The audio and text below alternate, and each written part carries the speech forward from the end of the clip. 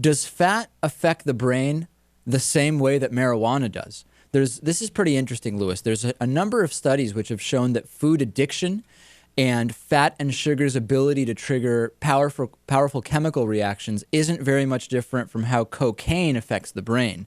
And now there's new research, fat research, which is furthering the claim, and it says that high-fat foods might trigger a response in the brain that's similar to marijuana.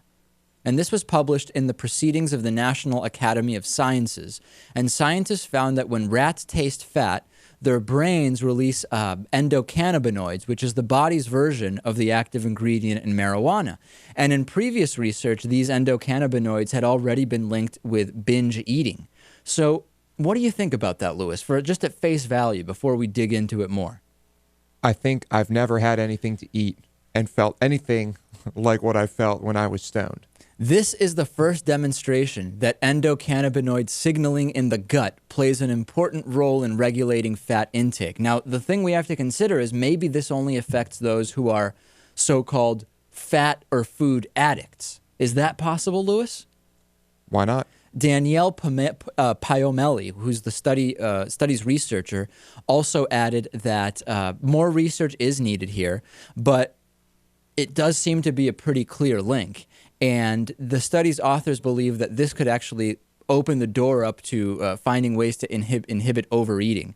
Now, overeating and food addiction is also something that is not without controversy, right? I mean, there are people who say food addiction sounds to me like, for example, when so many celebrities are addicted to sex and they go to rehab. It sounds a little bit bogus. Although there are studies which do suggest that the brain activity when somebody who is a so-called food addict starts eating are similar to those that someone who is addicted to a drug may experience when they aren't actively, in other words, their consumption goes above and beyond rationality or logic. Right. Where do you fall on that? I think it's pretty obvious that there are certain people that have no control over it because of, I guess, just a chemical problem with their brain. So you don't think that it's one of these things that is trumped up, in other words, like the infamous evasive sugar high of when we were kids that parents would insist on.